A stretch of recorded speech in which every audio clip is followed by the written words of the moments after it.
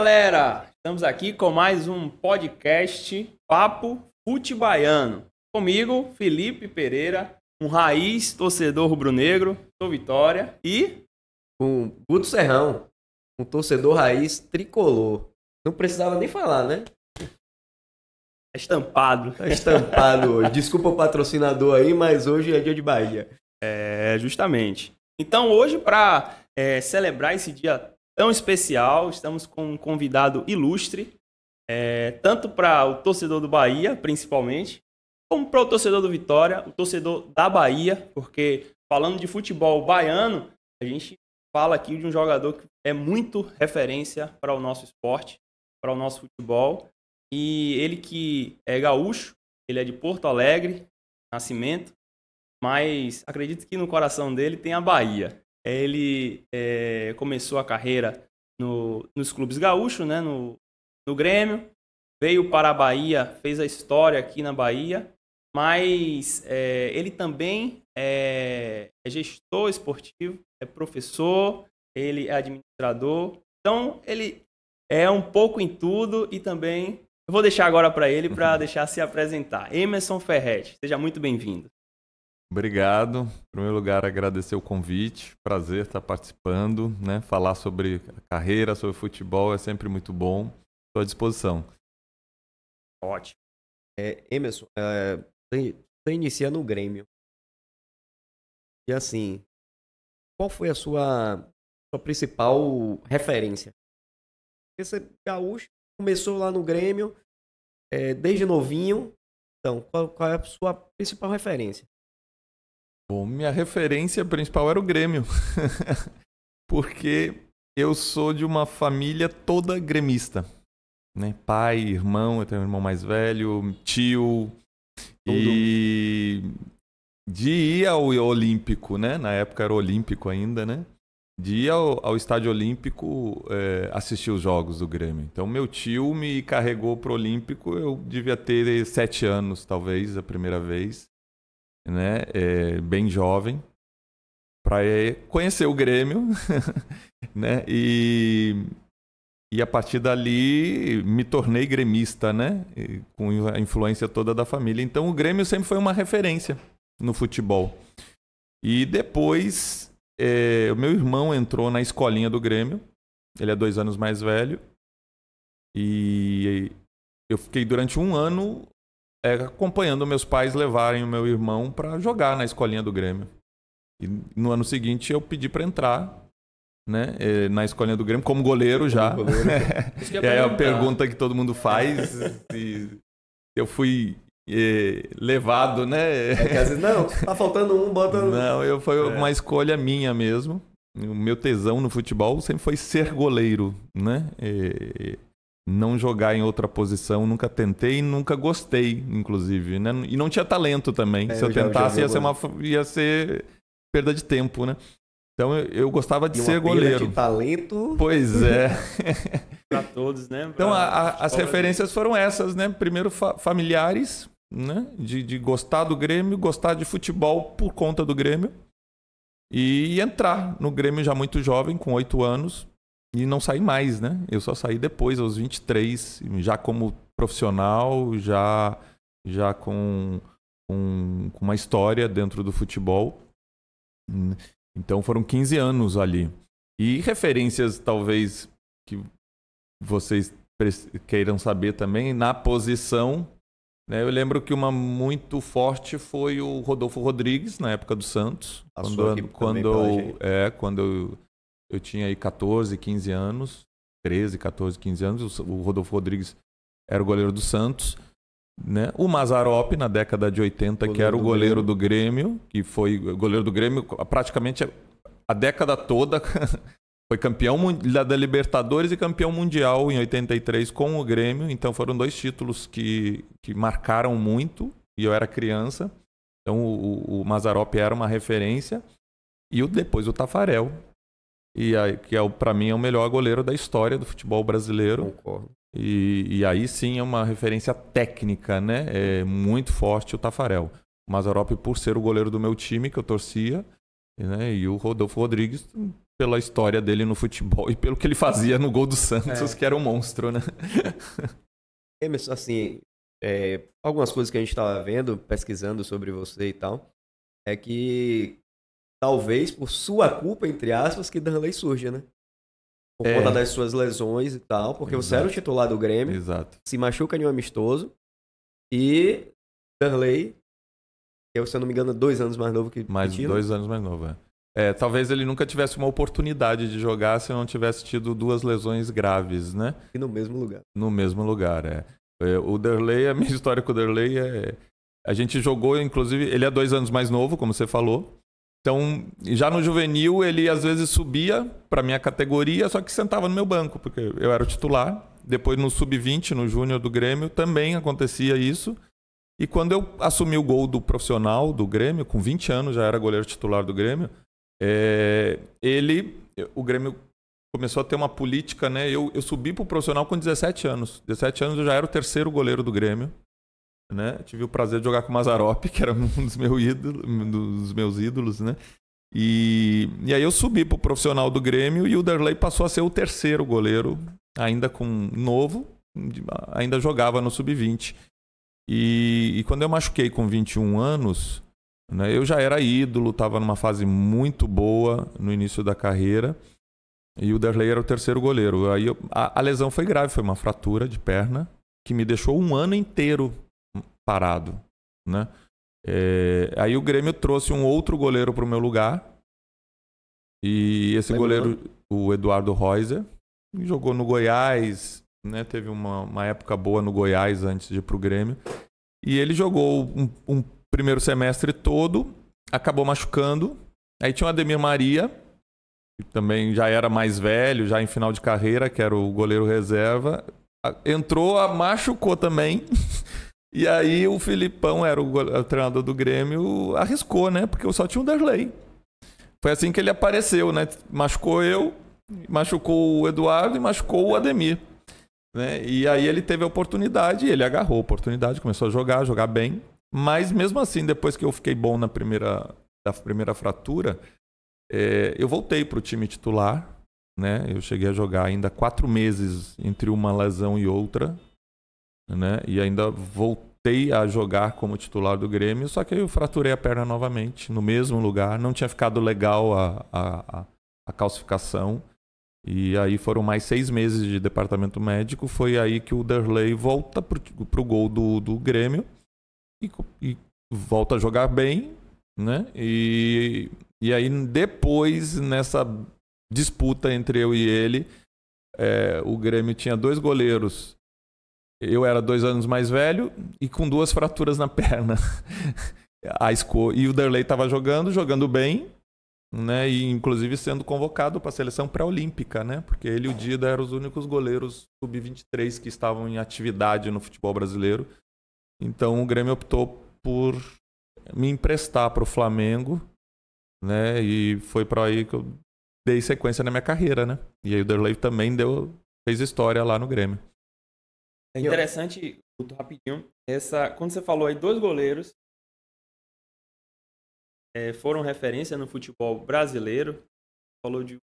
Não lembro se Darley é gaúcho também. Ele é gaúcho. Pronto, gaúcho e baiano. Você falou de 2 estados que são celeiros de goleiros no futebol brasileiro e no futebol mundial, né? O Rio Grande do Sul e a Bahia. Você nasceu no Rio Grande do Sul, mora aqui na Bahia hoje e vê que a Bahia e o estado do Rio Grande do Sul são estados que produzem aí para o mundo todo goleiros. Tá falando que ele é goleiro. Pronto, eu ia chegar nessa parte. Eu joguei futebol também por 10 anos. Escolinha, base, até cheguei no profissional, joguei lá no Mato Grosso, no Sorriso. E depois voltei para aqui, para jogar intermunicipal, joguei 2 anos intermunicipal. E assim, a minha paixão é ser goleiro. Mesmo hoje... Era mesmo a minha, né? Isso, justamente.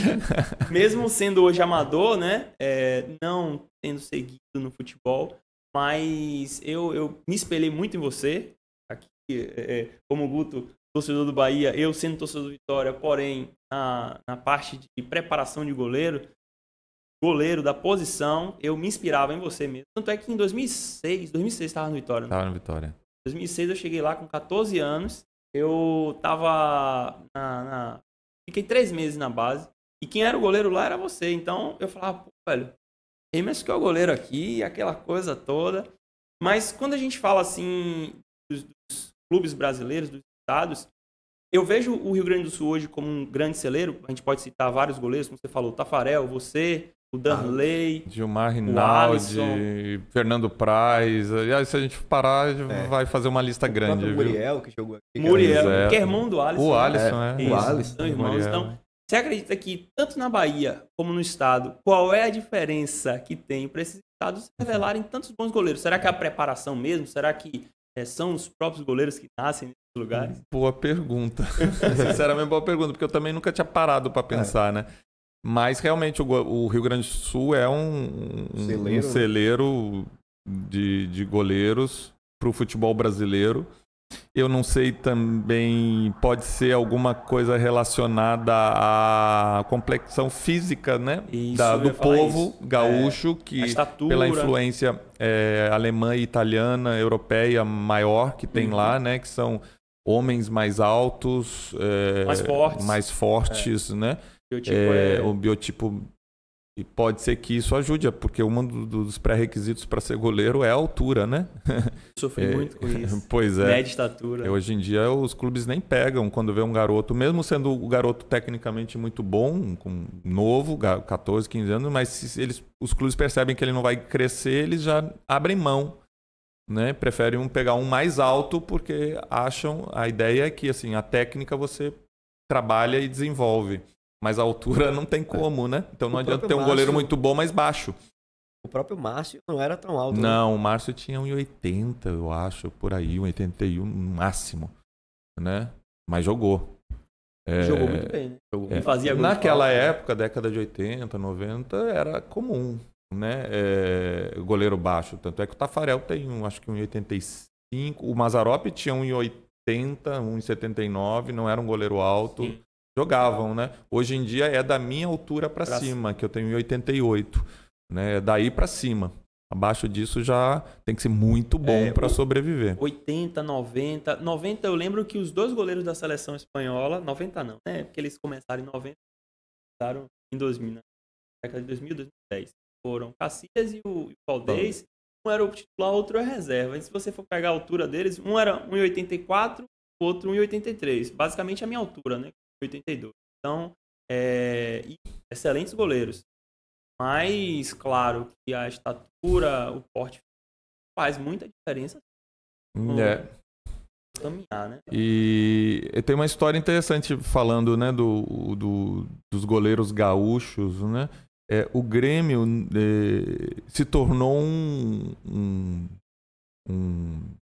clube formador de goleiro, né? Se a gente pegar aí uma lista... Tem Grohe, tem Marcelo Grohe, Fernando Praz, o Cássio passou vários aí, Elderley, Murilo, que também na época jogou no Grêmio, no Fluminense, e uma série aí de goleiro. Começou comigo. Por quê?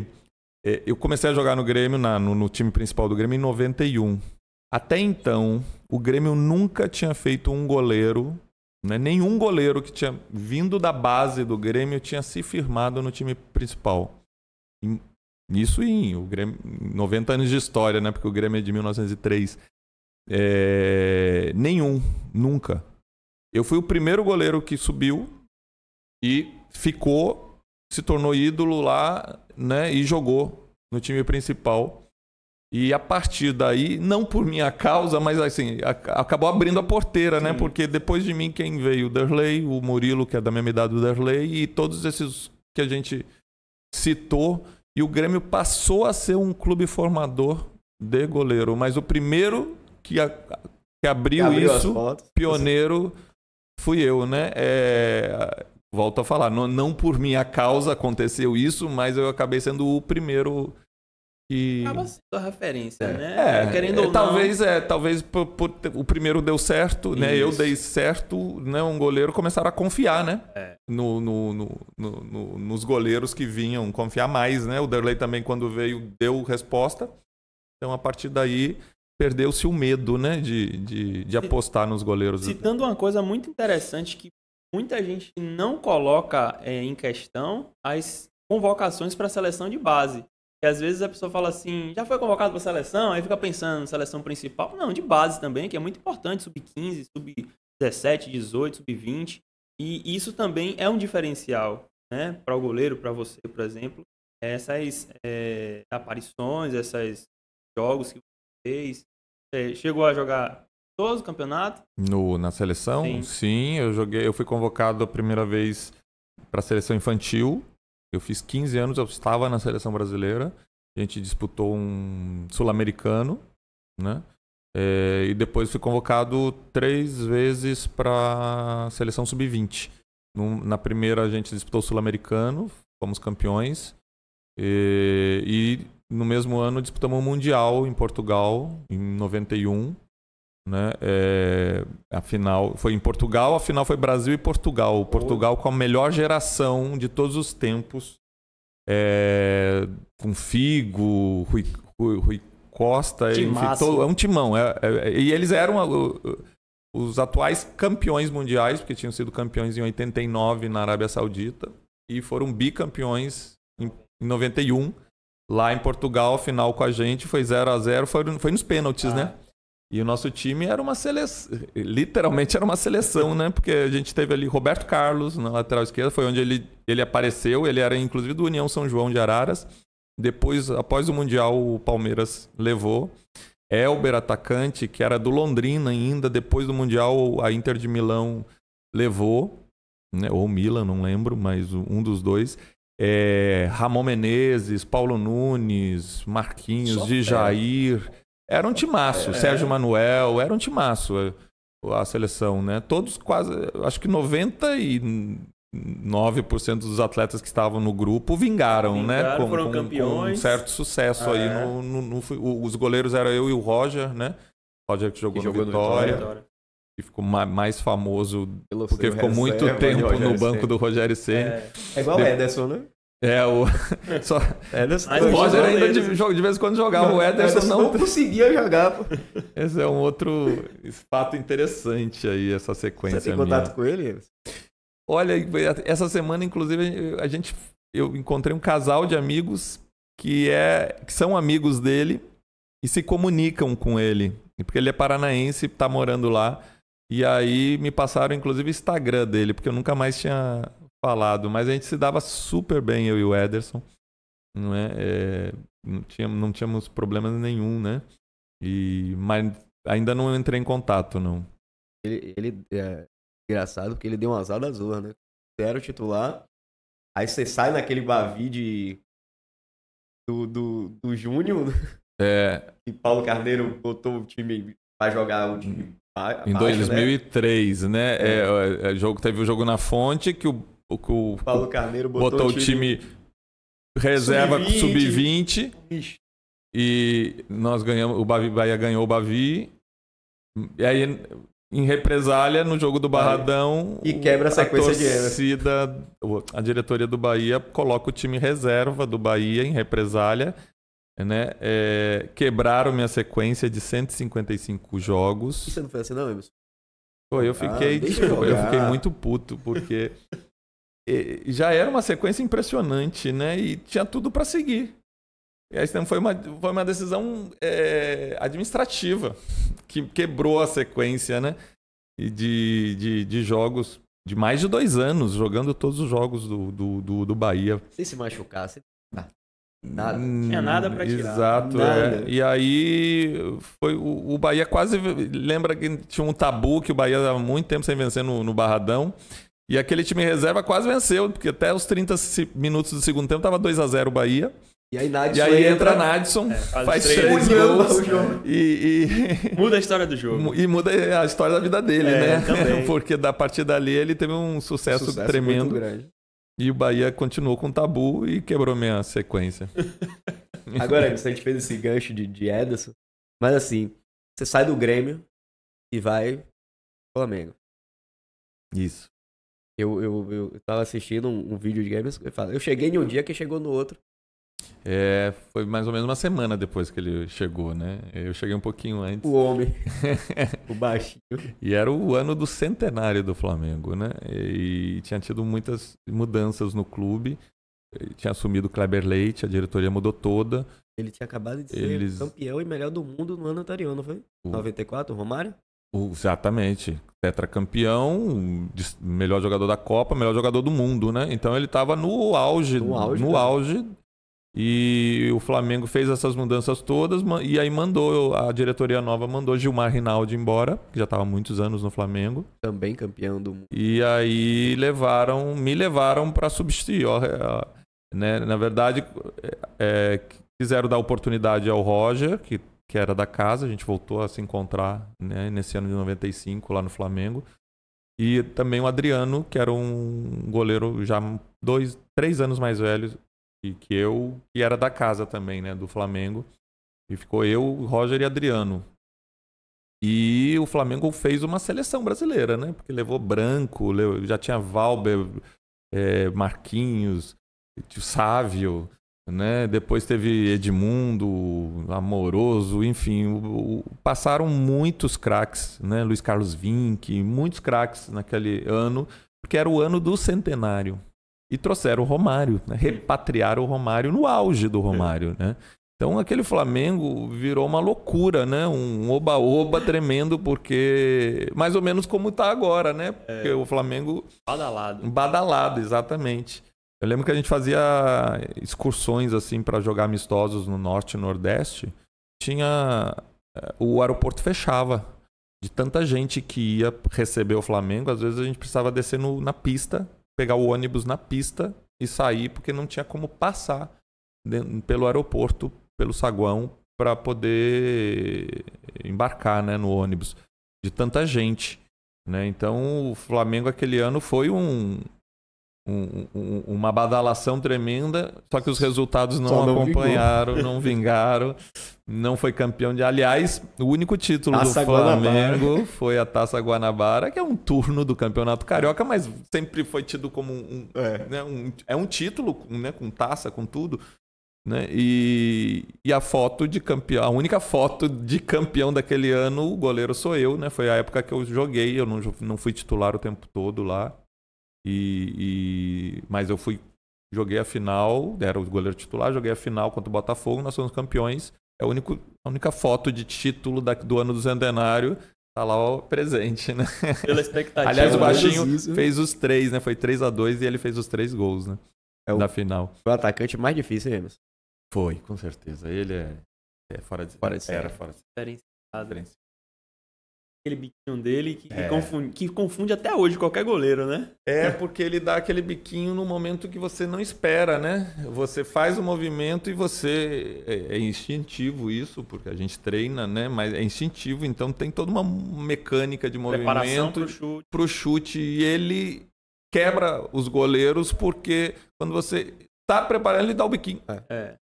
E aí pega a gente... Desconcerta. Exatamente, numa posição, às vezes, não tão preparado para a defesa, e você tem que se virar. E era natural, né? Ele fazia isso natural. Pois era natural. Teve um jogador que falou isso. Semana passada ou retrasada, eu não lembro quem foi, que ele fez um gol de biquinho, acho que foi na Europa. E aí ele falou, né, que confunde qualquer goleiro, porque é o movimento natural dele de correr com a bola e do nada ele chuta. Então, até pro o goleiro se posicionar para o chute, é como você falou, ele aguarda o pé de apoio firmar para chutar ou com a direita ou com a esquerda, mas no que ele vai andando, ele dá o biquinho. É um movimento inesperado e que pega o goleiro desprevenido. E o Ronaldo, o fenômeno, ele fala que na 2002 ele tava com problema no muscular, ele disse que era a única maneira de ele chutar a bola que não doía. Aí ele faz o gol, se não me engano, contra a Turquia na semifinal. Ele dá um biquinho, o goleiro não espera e a gente passa pra final. Emerson, voltando só à lesão, não pensou em parar de jogar, não? Não passou aquele negócio de... Que ano foi mesmo? 90? Foi 93 e depois 94. Foi em si. Sequência, foi né? sequência. Não pensou, não teve uma tristeza assim de você, eu tava bem demais e por quê? Eu não, assim, o primeiro mês eu logo fui engessado, né, a perna toda, e fiquei em casa, eu fiquei um mês de cama com a perna engessada, né, toda, né, e assim, foi tanto movimento na minha casa de visita, né, que assim, meio que no primeiro mês preencheu bastante, assim, eu não tinha tempo, quando acabava, assim, chegava o final do dia, eu tava cansado, porque de conversar, de visita, de movimento em casa, né? Não dava muito tempo para pensar o que estava acontecendo, né? E aí depois eu recuperei. Eu acho que eu só parei mesmo para pensar na gravidade das lesões foi quando eu quebrei a segunda vez, né? Porque não tinha ficado bem calcificado, apesar de quase um ano parado, não ficou. Quando eu voltei, eu joguei 4 meses com dor, eu tinha dor. Tanto é que a segunda vez eu machuquei sozinho. Eu saí no escanteio, toquei a bola. Quando eu apoiei a perna no chão, eu quebrei. Eu já estava frágil. E ali sim eu disse, bateu o medo, né? Primeiro que bateu uma desconfiança tremenda em relação à recuperação, ao departamento médico do Grêmio, em relação à recuperação, né? Pô, não fizeram um trabalho bacana. Se quebrou a segunda vez, né? Porque... E segundo, assim, pô, e agora? Né? E realmente foram 2 lesões sérias. Poderiam ter finalizado, né? Acabado a minha carreira com 21 anos, né? 22, a segunda lesão foi com 22. E aí... e foram 2 anos parados, né? Que a minha carreira mudou completamente. O rumo da minha carreira mudou completamente. Eu era um goleiro de seleção brasileira de base, com 20 anos já ídolo do Grêmio, já sendo observado para a seleção brasileira, com 21 anos. E quando eu quebrei, o Grêmio tinha voltado da segunda divisão, né? Porque naquele ano 92 jogou a segunda divisão. O Grêmio fez um puta de um time para aquele ano, e na hora do bem bom eu quebrei a perna e saí, né, de cena. E vi outro goleiro ocupando o meu lugar e dando sequência. Então eu tive que recomeçar, né? E graças a Deus eu consegui voltar a jogar em alto nível, né? E seguir minha carreira até o final, né? Foi um susto grande, sem dor, sem nada, não deixou sequela. Voltando a alto nível, né? Exatamente. Bons jogos. Voltei a jogar, mas eu saí de cena por 2 anos, depois eu fui pro Flamengo, eu fiquei 2 anos no Flamengo. Eu joguei pouco, eu fui um período titular, mas a maior parte do tempo eu não era o goleiro titular, então foram 4 anos que eu joguei pouco, apareci pouco, né? Então, quando eu saí do Flamengo, eu ainda era do Grêmio, eu fui emprestado. Eu tomei uma decisão de ir se eu fosse para clubes grandes, provavelmente eu iria para compor grupo, ser reserva, porque eu não vinha, né? E aí eu tomei uma decisão de ir para clubes menores mesmo, porque eu disse assim, eu preciso jogar, eu preciso aparecer, né? E aí jogando eu me garanto. Jogando eu me garanto, né? Mas eu preciso aparecer, eu preciso estar dentro de campo. Eu já passei muito tempo no departamento médico e muito tempo no banco do Flamengo. Eu preciso estar dentro de campo jogando. E aí eu fui para clubes menores, disputei Carioca no América, disputei no ano seguinte um Paulista no Ituano, mas eram competições que naquela época eram as únicas competições que passavam na TV, o Brasil todo, né? Porque não é hoje que todos os campeonatos passam. Pelo YouTube, você tem acesso para todos os campeonatos, era diferente. Então eu apostava, assim, eu vou jogar um Carioca mesmo no América, mas um jogo que eu fizer contra um clube grande vai passar e eu vou aparecer. E assim, deu tudo certo, porque eu fiz 2 jogos, um contra o Flamengo e um contra o Fluminense. O Flamengo foi 0-0, o Fluminense foi 1-1. E eu fui muito bem nos 2 jogos.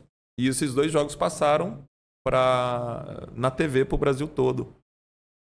E aí, logo em seguida, o América de Natal tinha subido para a Série A em 96. Né? Em 97, jogaria a Série A. O América me entra em contato para eu ir para lá para jogar o Brasileiro. Não era o melhor dos mundos, né? Mas eu disse, eu preciso jogar. Voltar a jogar um Campeonato Brasileiro. Eu vou estar num time menor, mas eu vou estar jogando contra todos os grandes. Uma Série A, né? Uma Série A. E eu apostei, fui de novo, né? E foi muito bom, porque aquele ano a gente também fez uma puta de uma campanha. O pessoal lá de Natal lembra até hoje, porque a gente... Eram 26 times e a nossa meta era não cair, obviamente. E nós ficamos em 17º, com 4 rodadas de antecedência, a gente não corria mais risco nenhum de rebaixamento, sendo que a gente ficou invicto no Machadão, lá em Natal, 12 jogos. Só fomos perder o último, porque a gente já estava pensando nas férias, né? Mas assim, a gente acabou fazendo uma grande campanha, né, no América, talvez uma das melhores, se não for a melhor da história do clube. Então, foi muito bom porque me levou de novo para o cenário, ainda em clubes menores, né? Depois eu disputei o Brasileiro no Bragantino, em 98, e foi aí de um jogo contra o Juventude, lá em Bragança, que foi 0-0, também fui muito bem no jogo. O Juventude entrou em contato comigo para jogar 99 lá, né? Então eu fui aos pouquinhos retomando, mas aparecendo em clubes menores, até chegar no Juventude. E a grande redenção, né, foi a Copa do Brasil, com Juventude. Não só pelo título. Chegou. Eu sabia que era. Não só pelo título, mas assim, a minha participação dentro da campanha, os jogos que eu fiz, é que vocês não tiveram acesso.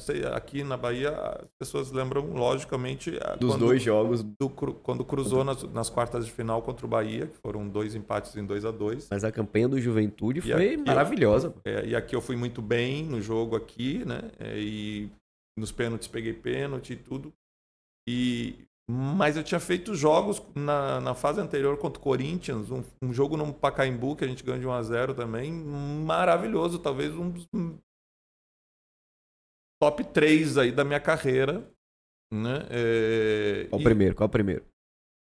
É difícil. Tem um São Paulo e Bahia no Morumbi também, que a gente ganhou de 1-0, gol de Elias em 2001, né? Que também eu fui muito bem. Não, no rádio só falava aquele jogo ali, ele pegou até pensamento. O atacante do São Paulo pensava, ele pegava o pensamento. Tanto é que no Fantástico, no domingo, eu saí como destaque, né? O goleiro destaque do Fantástico naquele dia. Mas eu tinha a campanha toda e na final, o fechamento da competição, o Maracanã com 105 mil pessoas. Né? E a gente ser campeão do Brasil e eu tendo uma participação efetiva, né, no jogo, porque o Botafogo ficou o tempo todo em cima da gente, só precisava ganhar de 1-0, né? E seria campeão, e a gente segurando lá atrás e ser campeão dentro do Maracanã nessas circunstâncias foi maravilhoso. Então ali foi a minha redenção. Aliás, foi um ano que foi tão bom para mim, né, que eu, ao final do ano, daquele ano do Juventude, eu tive 6 propostas. Eu tive 6 possibilidades, né? E, inclusive, voltar ao Grêmio, que eu ainda era emprestado. Aliás, eu vim pro Bahia emprestado ao Grêmio, do Grêmio. E existia a possibilidade de voltar. Aliás, a torcida gremista queria que eu voltasse, porque eu fiz um ano maravilhoso e o Derlei não tinha ido bem naquele ano. E aí a torcida queria que eu voltasse. Só que a diretoria do Bahia não quis, talvez, voltar à mesma... a diretoria do Grêmio talvez não quis, de novo, a mesma competição entre eu e Derlei, né? Essa escolha. E segundo o presidente da época, o treinador contratado, que tinha sido o Leão, optou pelo Derlei. E aí eu segui meu rumo, né? Acabei vindo para a Bahia... E aí a história já é mais conhecida aí de todo mundo daqui, né? É mais sofrida, talvez. Eu não me recordo de um jogo, um goleiro me deixou tão chateado, angustiado. Porque aquele jogo é interessante, porque o Bahia faz o 2-1 e não precisava ir mais pra cima. Ele não precisava ir mais pra cima. O jogo sim. Na verdade, o Bahia não precisava nem ter feito o segundo gol. Porque 1-1 já dava o Bahia. Exato, O tinha um problema é que o gol Bahia foi pra qualificado. cima, pô. É porque tem todo um contexto aí que... E Assim, aí a torcida do Bahia também. não, um contexto que eu digo o A torcida seguinte, do Bahia vai o mais Juventude, apesar de nós termos sido campeões da Copa do Brasil, em todas as fases a gente pegou, fora o Guará na primeira fase, né? Mas depois a gente pegou Fluminense, Corinthians, Bahia, Inter e Botafogo. Só gigantes do futebol brasileiro, todos os times melhores que nós, tecnicamente. Apesar do Juventude na época, era o atual campeão gaúcho, já estava na Série A desde 94, né? Tinha patrocínio da Parmalat, então o Juventude era um time organizado, um time direitinho. Um clube, né? E tinha um time bacana, mas todos esses adversários eram mais fortes, melhores tecnicamente. E nós batemos todos. Mas a tônica dos jogos todas era o adversário sempre em cima da gente. Era ele se destacando. Sempre em cima da gente, sempre em cima da gente. Então, o jogo aqui na Fonte Nova, o Bahia foi 2-2 em Caxias, o Bahia podia empatar 0-0, podia empatar 1-1 e estava classificado. Mas, como os dois times, o Bahia era melhor, o Bahia ficava em cima. Tava jogando em casa, Fonte Nova lotada, não tinha como ficar também esperando. E aí o que aconteceu? 1-0 Bahia, a gente empatou. E o Bahia em cima. Talvez o grande erro do Bahia foi ter feito o segundo gol. Por quê? O que aconteceu quando o Bahia fez o segundo gol? Que eu acho que foi... Não me lembro que período do segundo tempo. Mas talvez aí 20 e poucos minutos, 30 minutos. Isso que vocês saíram. Fez com que, normalmente o Bahia fez o segundo, deu uma retraída. E aí obrigou o Juventude, assim, a gente já tá fora... Vamos, não temos nada a perder. O nosso treinador botou Mário Tilico, um atacante, para tentar alguma coisa no final do jogo. Foi aí que achou o segundo gol, o gol de empate, o gol que levou para os pênaltis. Se o Bahia não faz o segundo gol, acabaria 1-1 o jogo e o Bahia classificado. Então o grande erro do Bahia foi ter feito o segundo gol. Para nossa sorte. Nossa do Juventude. Claro. E sua também. E minha também, porque eu acabei... Aquele jogo me trouxe pro Bahia e pra Bahia, né? É bem claro isso na minha cabeça, né? Ali foi... Para todo torcedor. Ali foi o jogo que me trouxe pra cá. E assim, eu acho que onde Emerson vai, o torcedor do Bahia fala inacreditável. Porque é a marca... É incrível. É a marca que e olha, a gente disso, tá em 2022... Tem 23 anos aquele jogo. Até pouco tempo atrás, hoje em dia já nem tanto, mas até pouco tempo atrás era raro o dia que alguém não me abordasse na rua, me visse para falar comigo, mas não fizesse referência àquele jogo. Já fiquei muito, já te xinguei muito, já sei, Bahia e Juventude, né? Você já me matou de raiva, Bahia e Juventude, né? Vem elogiar e tudo, mas faz a referência ao jogo do Juventude. Era raro o dia eu não ouvi alguém falar daquele jogo, né? Mas é porque você foi ídolo. Sim. Ídolo. E aí... a gente nem lembra tanto do Vitória, a gente lembra mais desse jogo. Exato, mas é aquele... É porque foi um jogo que marcou muito o torcedor do Bahia, negativamente, porque foi eliminado. Porque, primeiro que a torcida do Bahia já contava como certa a classificação, né? Tinha empatado em Caxias 2-2, era melhor que o Juventude, um time, né, menos expressivo. Acabou já contando aí o Bahia já nas fases finais da Copa do Brasil. E a gente frustrou esse sonho. E qual foi o grande responsável por ter frustrado o sonho? O Emerson. E aí linkaram, né? Linkaram, né? Mas isso me ajudou muito quando eu vim, porque eu lembro que a recepção também foi muito boa. A ideia do torcedor tricolor, quando o Bahia anunciou a minha contratação, era assim, pô, você se sacana, pegar metade do que pegou contra, pegar para nós a favor, já tá bom. Já tá maravilhoso. Então eu já cheguei com uma expectativa positiva. Eu disse, não, é bom. Né? Lógico que eu tinha que comprovar isso jogando, mas assim, pô, se esse cara fizer metade do que fez contra, foi uma puta contratação. Sua estreia no Bahia, você lembra? Lembro, foi contra foi a Copa do Nordeste, foi contra o Juazeiro do Ceará, que eu acho que é um clube que nem existe mais ou está desativado, mas jogou a Copa do Nordeste na Fonte Nova. Eu acho que foi 4-0, uma coisa assim. Mas foi um jogo de Copa do Nordeste. E você lembra a recepção da torcida? Era um jogo de início de temporada, depois de uma frustração de não ter subido para a Série A em 99. Né? Então não tinha muita gente. Duas frustrações naquele ano. Exatamente. Foi um ano muito ruim. E aí não tinha muita torcida no estádio, não. Eu acho que o meu grande batizado no Bahia foi o primeiro Bavi. Pelo Campeonato Baiano, que foi no Barradão. 0-0. Foi 0-0, você tem uma memória boa, viu? Em 2000. E eu fui muito bem no jogo. Ali eu acho que o torcedor começou a ganhar confiança no Emerson, no goleiro, né? Foi talvez até então foi o jogo mais forte, né? Mais difícil, assim, para o teste, né? E aí eu fui muito bem no jogo, foi 0-0 e aí a torcida, a partir dali já começou acredito que você, muito mais experiente do que eu na posição, sabe que o goleiro ele tem que não apenas fazer partidas por outro time para mostrar que ele vai ser eficiente no clube daquela torcida. Mostrar mesmo. Né? Ele tem que chegar e falar assim, pelo menos uns 2, 3 jogos para chegar e mostrar confiança para a torcida falar assim, não é só esse é o cara. Não é só o goleiro não, qualquer jogador pode estar ali no vizinho arrebentando, contrata. Se ele não jogar bem aqui... Já foi.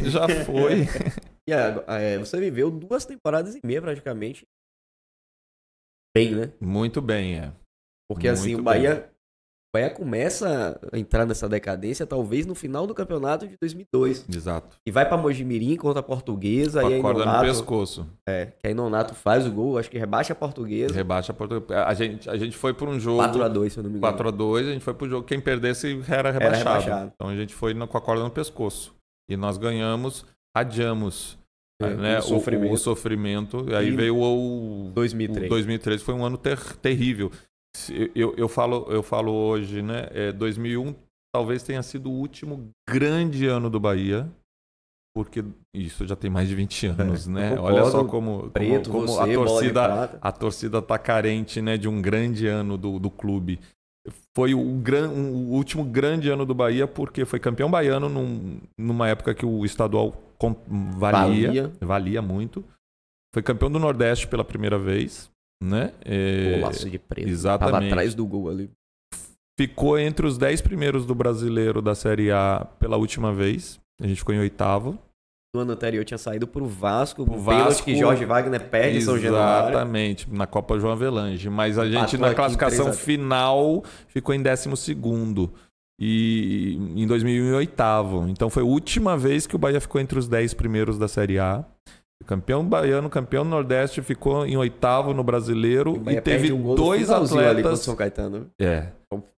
E teve 2 atletas. O outro jogo ficou marcado, né?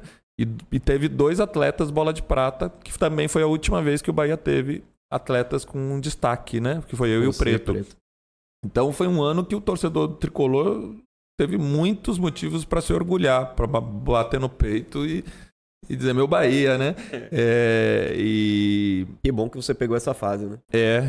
Exato. Então, eu consegui ver. E depois veio a derrocada, né? Depois de 2003 veio o rebaixamento, depois de 10 anos sem título, 7 anos fora da Série A, 2 anos na Série C. Mas era uma tragédia anunciada para quem vivia o dia a dia do Bahia, conhecia o que acontecia ali, né? Principalmente administrativamente, a forma como o clube era conduzido, era uma tragédia anunciada, né?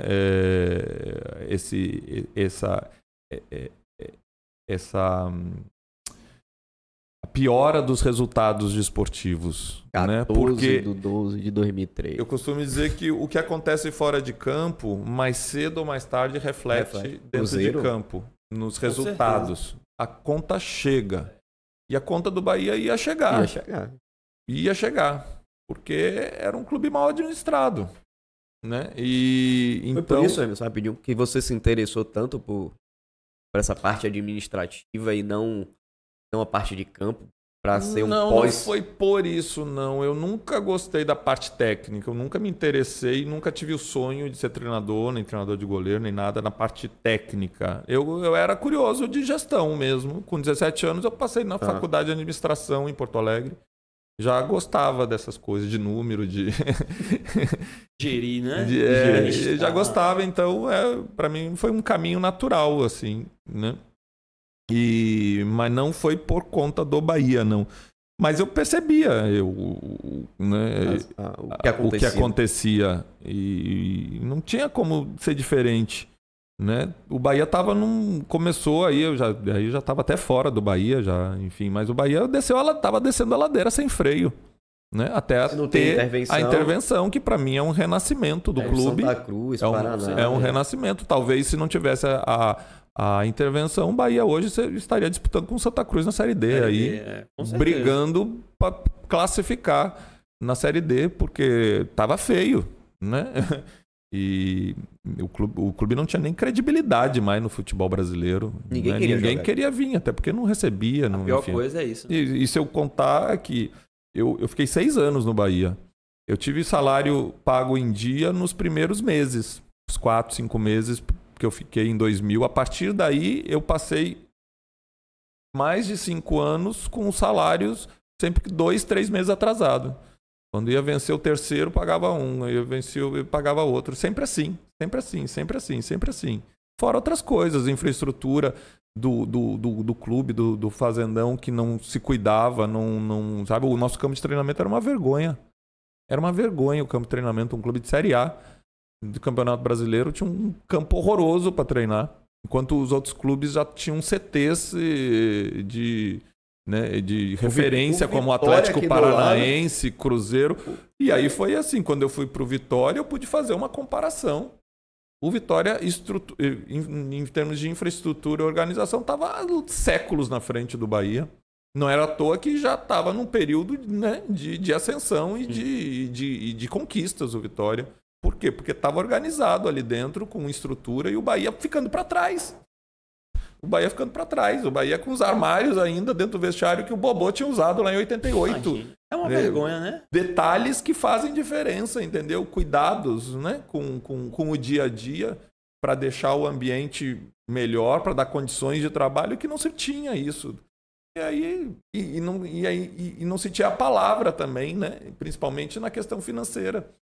Você não confiava. A gente foi bicampeão do Nordeste dentro do Barradão e a gente, teve gente que não recebeu o prêmio. A gente foi receber o prêmio um ano depois, quem ficou no clube. Né? E assim, foi porque pessoas saíram da coisa, porque eu questionei, e aí o nosso prêmio? Esqueça o prêmio. Eu disse, como é que esquece? A gente foi campeão. Não existe isso. A gente ganhou dentro do Barradão um título importante, vocês fazem isso? Que palavra que vocês têm? Né? Isso tira a credibilidade do clube, das pessoas, desanima quem está trabalhando. Então não foi à toa aquela derrocada. Né? Foi reflexo, consequência de uma péssima administração. Né? Por anos, né? Por anos. A conta ia chegar. Eu estive 14/12/2003 na Fonte Nova. O 7-0 foi uma vergonha aquilo. Eu fui ali, inclusive meu tio, que é Vitória, meu tio tava na arquibancada. Meu pai também foi. Ele fez assim, eu só tô aqui para ver o que vai acontecer. Eu ainda me admirei que assim, teve 20 e poucas mil pessoas na Fonte Nova. Eu disse, eu já sabendo que ali, por tudo que a gente passou no ano, assim, a gente ainda teve 20 e poucas pessoas que estão acreditando na gente. Era quase inevitável. Essa torcida é 6-0 contra o Flamengo. Essa torcida não existe mesmo, porque eu sabia que aquilo ali era um... E era engraçado. Assim, que era a pior defesa, eu acho que quanto melhor ataque, era coisa de outro mundo. Alex se a gente foi um fracasso o campeonato todo, não ia ser no último jogo contra o campeão brasileiro. Ia se salvar. E assim, ali foi só fechar o caixão, a gente já estava lá dentro, embaixo, enterrado. Ali. Nojo, né? Tudo de tristeza. Pra quem gostava do clube e jogava com amor, que era o meu caso, né? Eu vestia a camisa do Bahia com amor mesmo, jogava. Tanto é que eu baixei o salário para seguir por 2 anos. Eu baixei o meu salário para seguir no Bahia. Recusei propostas para ir embora, porque eu queria ficar no Bahia, né? E ver aquilo, sentir aquilo, mas ao mesmo tempo, quando eu via o tanto de coisa errada que aconteceu, assim, era impotente da sua parte, né, fazer algo. Então, pegando esse gancho, né, aproveitando que ele está falando dos anos 2000, a gente vai falar também da derrocada de um time que estava do lado, né? Vitória. Vitória em 2004 foi até as semifinais da Copa do Brasil, saindo para o Flamengo, né? Que eu acredito que naquele ano, Vitória, se não tivesse se amedrontado para jogar contra o Flamengo, tanto no Barradão como lá dentro do Maracanã, Vitória teria passado e ganhado do Santo André, teoricamente. É o que a gente pensa, né? E Santo André era um time mais fraco, tecnicamente, do que o Vitória, também como o Flamengo, mas coisas acontecem. Aí o Vitória, 2004, desceu, 2005, Série B, 2005 disputou a Série 2005 B e 2006 aí jogou a Série C. Esse ano que você... Eu fui pro Vitória, eu joguei a Série C e subimos. Depois, você ficou 2006, 2007, não foi? Até maio de 2007. Ele foi campeão baiano. Fui campeão baiano, iniciei a Série B como titular, joguei os 3 primeiros jogos e até a diretoria do Vitória achar por bem a não sequência a minha saída, decidi pela minha saída. E eu titular do time, é incrível. E jogando bem, né? E jogando bem. Na verdade, já estava 1 ano e meio no clube e era o meu melhor momento dentro do clube, né? Mas... Até mais do que 2006, né? 2006 até mais você chegou... 2006, porque eu tive muito altos e baixos em 2006, né? Machuquei, saí do time, foi mas na reta final da Série C eu fui muito bem, depois foi campeonato baiano, fomos campeões, inclusive um jogo em Alagoinhas eu peguei um pênalti importantíssimo para a conquista do título, porque a gente ganhou de 1-0 e se tivesse empatado aquele jogo, não sei se o desfecho seria igual, né? E tinha começado a Série B bem. Eu saí após uma vitória contra o Ceará lá em Fortaleza por 3-0. O time bem. Me chamaram e disseram assim, só me disseram assim, o seu custo-benefício está muito alto e a gente não quer mais. E a partir daí não falaram mais nada. E me afastaram e começaram a me sacanear. Não rescindiram o contrato, não me pagaram, não fizeram nada, né? Enfim. Mas eu sei distinguir bem, separar bem as coisas, a instituição das pessoas, sim, né? E quem tomou as decisões, né? Então, um respeito muito grande pela instituição Vitória, pela torcida do Vitória, que me acolheu, me tratou muito bem, né? Mas pessoas que comandavam o clube que tomaram essas decisões, nada contra não a instituição. Nada contra. E com certeza, como eu falei, que para minha adolescência, né, como goleiro, você foi referência para muitos torcedores também na subida de 2006 para a Série B, né? Tirando Vitória do fundo do poço. Você, como os outros jogadores que estavam lá, representaram bastante. Por mais que tenha sido anos passados sofridos, né, para o Vitória, mas quando a gente ascende a uma Série B, como foi esse ano, né? Quando vai para a Série A, isso fica marcado na mente do torcedor. Então, independente de quem estava lá, quem passou, quem fez as coisas, com certeza a torcida... E foi mais ou menos como aconteceu agora, né? Porque a fase final daquele ano, da Série C daquele ano, foi um octogonal, ida e volta. E a gente, no meio desse octogonal, a gente correu o risco de não subir. Principalmente depois que a gente perdeu o Bavi dentro do Barradão. Né? Aí vai pra Feira de Santana e a gente foi pra feira pra jogar, o outro foi a virada do turno. E a gente foi com a corda no pescoço. Ou vence ou vence. E a gente venceu por 3-1, né? Foi 3-1. E emendamos uma sequência, eu acho que de 4 vitórias seguidas. Foi o que a gente ganhou um fôlego, alavancou, a ponto de chegar na última rodada contra o Criciúma lá, já classificado. O povo... Mas já estava Já estava largado, Esses dias até... eu vi os gols, né? Daquele jogo, aquela tragédia também. Eu parei no 3x0. Tava 3x0. Era você o goleiro? Era eu. Tomou Eu falei no Zé último Carlos gol. também, Eu falta, falei né? que tava chovendo demais, Aí Eu acho que gol não de tinha nem falta. condições de ter aquele jogo, teoricamente. Tava Dava, muito mas a ruim. gente perdeu o Leandro Domingos com 15 minutos de jogo. Expulso. Aí jogou, O Criciúma Foi entrou pra expulso. jogar polo aquático, enquanto o Vitória vai jogar futebol. É isso. A gente entrou com um pneu pra pista seca e Foi. o Criciúma com... E os caras estavam muito... E a gente ficou com um jogador a menos, né? Desde 15 minutos, eu acho, que o Leandro Domingos foi expulso. E aí... E É o assim- que você falou, foi bem parecido com a Série C desse ano. A Vitória encontrou um catarinense também que passou o trator no Vitória, né? É. No Figueirense. Exato, Os 5x1. Então, exato. aquilo foi um ponto fora da Essas curva, coisas né? Como o acontecem, Criciúma também. Essas Agora- coisas acontecem a favor e contra, né? É. Agora Às sim, vezes eu a acho gente que- também faz.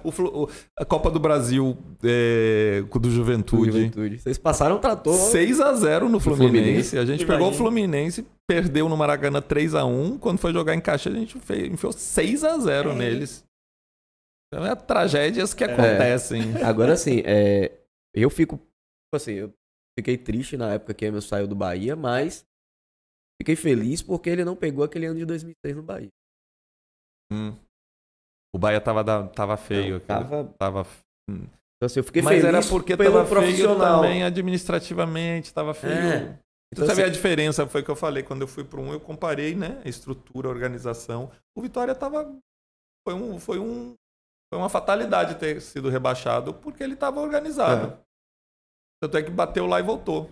Voltou assim, 2006, depois 2007 já subiu para a Série A de novo. E E o Bahia, como estava todo bagunçado, demorou 2 anos na C e 7 anos para voltar para A. E assim, em 2005, inclusive, eu falei até com o Cortas esteve aqui nessa mesa, então, que o Vitória vinha brigando para se classificar e eu acho que tem 4 derrotas seguidas. Ali E eu aí acho que se foi muito atrapalha. mais, talvez, sei lá, no Vitória, os rebaixamentos ali, alguma briga interna de grupo, desavença em relação à premiação que desagradou, e aí metade larga e cai. Mas não porque a coisa não estava andando direitinho, né? Pode ter sido uma coisa pontual ali que acabou dando essa consequência. Uma das coisas que eu gostava de Emerson quando ia pra Fonte Nova é a saída de gol de Emerson. Rapaz, eu não vejo um goleiro com essa saída de bola que Emerson tinha, velho. É inacreditável. É interessante você falar isso, né? Porque eu até ontem falei isso com o meu professor na academia. Eu gostava muito de sair do gol. Gostava mesmo. Se você observar meu posicionamento já era um posicionamento que eu ficava aqui, ó, a gente aproveitar. Eu já ficava Na pequena área. adiantado. O meu escanteio, eu ficava quase fora da pequena área e eu já tomava sempre a posição, a primeira coisa de sair num cruzamento, né? Porque eu gostava e eu treinava muito. Eu treinava. Às vezes eu passava, assim, para vocês terem uma ideia, é muito comum na véspera dos jogos ter aquele rachão, a brincadeira, né? Que o povo vai brincar, 2 toques, os goleiros vão pra linha, o jogador vai pro gol. Emerson, como tinha uma muitas qualidade vezes com o pé, eu já não gostava de ir com o pé. Eu preferia, muitas vezes eu puxava meu treinador de goleiro no Bahia, era o Palmeiras. o Ricardo Palmeira, eu puxava ele e ficava treinando sozinho. O povo brincando aqui, o rachão, e eu ficava fazendo saída de gol a manhã toda, no sábado, a manhã toda. Saída de gol. A manhã toda. Mais de 1 hora ele cruzando bola para eu sair. Eu treinava demais. Por quê? Porque no jogo eu fazia. Eu gostava. E eu achava um diferencial, porque é um fundamento que a maioria dos goleiros não faz. Dida com 2 metros. Com 2 metros, toda a bola cruzada ele ia para baixo da trave. E é o posicionamento também. A gente foi eliminado da Copa do Mundo em 98, uma falta daqui, que viajou. O Henry fez o gol quase dentro da pequena área, porque o Dida não foi capaz de sair do gol e dar um soco. Entendeu? E aí culparam o Roberto Carlos, que não acompanhou, mas para mim a culpa maior foi dele, por não ter saído. Porque a bola viajou, foi de longe, enfim. Mas era um fundamento que a maioria dos goleiros não faz. E assim, é uma coisa que você sai e corta, pega. Aí corta, pega, corta. No outro dia, não passa nem nos melhores momentos, não tem destaque nenhum. E assim, quando você sai do gol, você evita uma finalização que pode acabar em gol. Quer dizer, você evitou o gol. Mas não é lembrado. Mas passa despercebido isso, né? Mas eu gostava demais e eu treinava. Do jeito que eu não treinava eu não gostava de treinar pênalti, eu gostava de treinar saída de gol. Pênalti eu não gostava muito de treinar, não. Um estádio difícil para sair do gol, eu joguei no Campeonato Baiano Sub-20, era a Joia da Princesa. O vento alterna muito. Tem um vento constante ali contra um gol só. Isso, aquele gol do cá, né? O vento atrapalha e muitas vezes refletores. E os também refletores. Era complicado. Ali é Tinha meio estádio complicado. que os refletores batiam no acho que olho eles são do goleiro. baixos, né? São mais baixos. Na verdade, é o direcionamento da luz. Nem tanto porque você pode ter o refletor baixo, mas se a luz não direciona no olho do goleiro, né? Ok. Mas é o direcionamento da luz mesmo. Mas isso eu acredito que seja o diferencial. Por exemplo, você gostava de treinar essa saída de bola, então ficava mais fácil. Você treinava com sol, com chuva, à noite. Eu tinha facilidade. É aquela coisa que nem o Romário tem a facilidade do biquinho. Isso. Eu tinha facilidade e gostava. Eu treinava, enfim. E esse é o verdadeiro e saía do gol. Atleta, né? É o cara que se preocupa, né? E assim, Emerson saía, ele não saía, tipo assim... Se desse pra socar, era a última coisa dele. Ele saía pra buscar a bola, pra catar a bola. Meu primeiro coisa era segurar. Seu recurso era segurar. Só quando eu vi que não dava pra segurar que eu meti o soco. E hoje eu vejo muitas vezes o goleiro sai absoluto, sem ninguém. E soca. Porque ele já vai com a ideia de socar. A primeira dele é socar, se livrar da bola. Talvez por insegurança, né? Porque a luva é boa. Não tem pra onde correr. Talvez por insegurança aí prefere logo socar e se livrar. Só que quando você soca, o perigo não acaba, porque fica por ali. Né? Quando você pega a bola, acabou o perigo. A bola tá com você. O gol que Danilo Fernandes tomou contra o CRB, o cara cabeceia a bola daqui, assim, ó. Ele vai pra socar a bola. E soca por meio da área. No meio, o cara de cabeça. Fora da área. Quando você pega a bola, acabou o problema. Eu acho ele e quando você soca, às vezes é necessário, mas quando você soca, você só ameniza, alivia, né? Porque a bola continua por ali. Ok, pode depois sair, mas o perigo... É um cara bem posicionado, oportunista. Exatamente. Como foi com o CRB, né? O soco tem que ser um recurso, não a primeira opção nunca. Vai pra agarrar. Se não der, soca. É interessante. Vamos falar agora da parte de gestão, né? Emerson, depois que finalizou o futebol, acredito que foi primeiro que você foi ser comentarista ou primeiro primeiro comentarista. Primeiro foi ser comentarista, né? Experiência como comentarista te agradou? Você se sentiu à vontade? Sim. Tanto é que eu exerço até hoje, né? Desde 2008 até agora, 14 anos, sempre surgem convites e eu exerço até hoje. É falar sobre futebol, né? Que eu vivi a minha vida toda, mas nunca, eu até uma vez dei aula, né? E falei sobre o assunto, nunca ninguém me preparou para ser comentarista. Nunca. Tudo, nem a parte técnica de TV, né, de rádio e coisa, nunca fui preparado. Eu sempre me convidava. O que sai é de autodidata mesmo, né?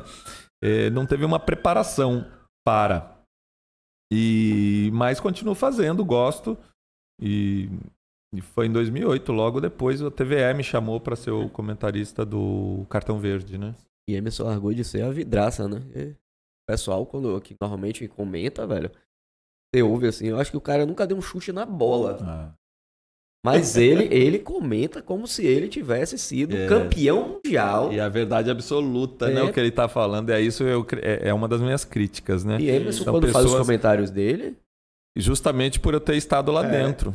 Né? Eu tomo muito cuidado com a crítica. Tomo muito cuidado, até porque, por exemplo, se o goleiro falha, logicamente que eu não posso fechar o olho e dizer assim, não falhou, porque também... Era da posição.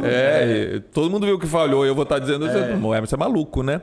Mas assim, ok, falhou, mas eu coloco assim, era uma bola que era defensável e tento trazer os motivos que possam ter levado àquela falha, né? E tentar explicar a situação, né? Para poder trazer ao ouvinte que nunca teve lá dentro, muitos, né? Uma outra visão, né? Ok, houve a falha, ninguém está negando, ou então foi um dia ruim, um jogo ruim de fulano, mas é mostrar que aquilo ali acontece, mostrar o que pode ter acontecido para que aquela falha ocorresse, né? E tentar não crucificar o goleiro somente, né? E assim, eu acho também a falta de respeito, né? Quando você fala, esse aí nunca não devia ter vindo pro Bahia, não tem condição de jogar no Bahia, cara, ou fez no um monte Vitória. de coisa já.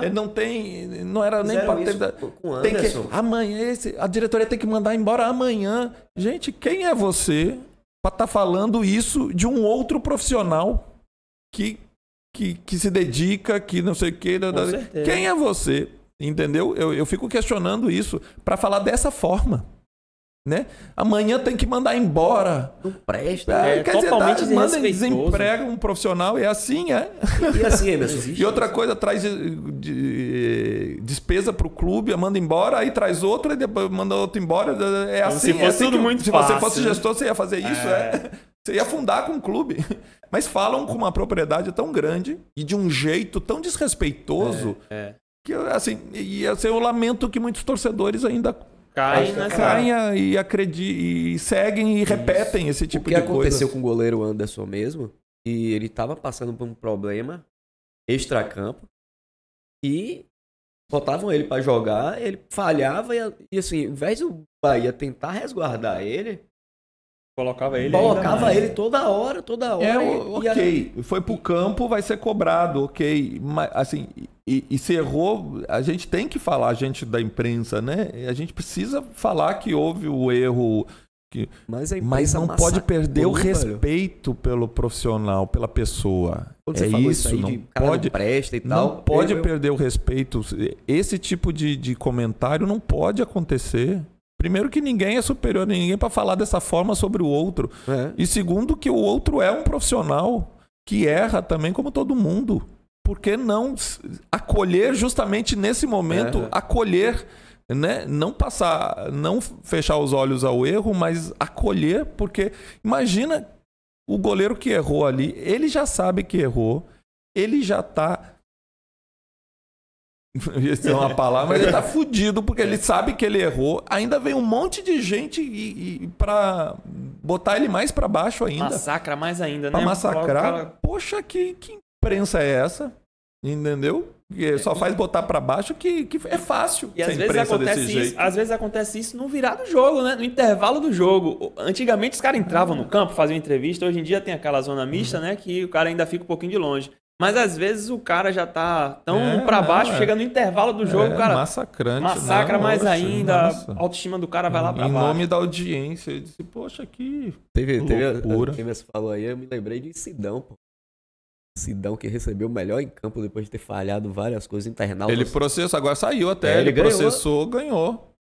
Ganhou acho que foi da Rede Globo, isso aí, né? Foi uma falta de respeito. Totalmente. E assim, eu não falo nem de respeito dos comentaristas ou coisa do tipo. Mas é da torcida, pô. A torcida...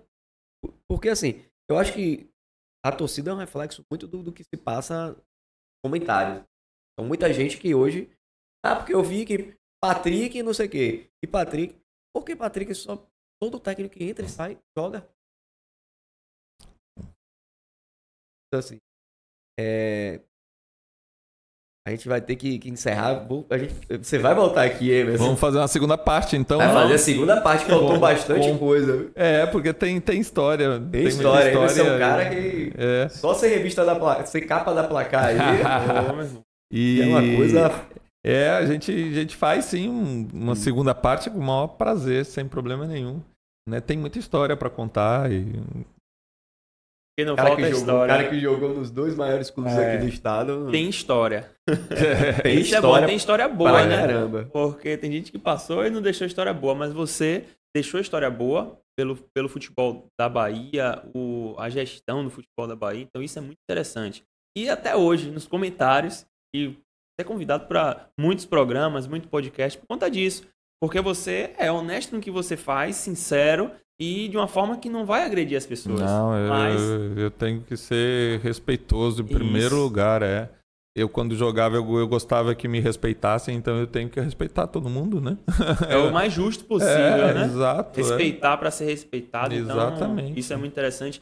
E de antemão já agradecemos, porque quando a gente colocou o convite, você se pôs à disposição aqui, a gente agradece. E já está se colocando novamente, né? Para essa segunda parte. Porque faltou assunto, né? Faltou assunto. Eu sei que então, a lista é grande. Eu, Emerson, faz, sim. Nós agradecemos como torcida da Bahia, Esporte Clube Bahia, do Esporte Clube Vitória, né? E tudo Bahia aqui tá ainda nostálgico. Na verdade, assim, eu sou fã de... Quando eu falei assim com o Emerson no telefone, eu falei, pô, não tô nem acreditando. Ele falou. Eu falei, tem uma foto com você, Emerson. Mandou a foto, assim, bateu uma saudade, né? Porque ali foi na antiga Fonte Nova, quando a gente aquecia, não foi ali dentro onde a gente aquecia e passavam torcedores, alguns, né? Os convidados passavam tudo por ali e viam a gente aquecendo e alguns tinham contato, né? E aquele jogo, inclusive, Felipe, é a estreia de Daniel Alves profissional, Bahia e Paraná, 2001. 2000. E eu não tenho o autógrafo de Daniel Alves. Mas tem foto. Nem... Assim, Emerson, muito obrigado, Emerson. De coração aqui, não só como torcedor do Bahia, mas como pessoa. Você é um cara 10. Pra mim, te conhecer pessoalmente, ter um papo com você, foi, acho que uma das melhores coisas que eu passei na minha vida. Obrigado. Ao lado do nascimento de meu filho. Pô, legal. E assim, obrigado pelas palavras, obrigado pelo convite e o carinho é muito grande, né? Eu volta e meia alguém fala comigo que botou o nome do filho de Emerson em minha homenagem, né? Isso para mim é a maior homenagem que alguém pode receber, né? Outra pessoa botar o nome do filho, que é muito importante, né? Já tinha acontecido em Porto Alegre, né? Quando eu era goleiro do Grêmio, vários me abordaram também falando isso, né?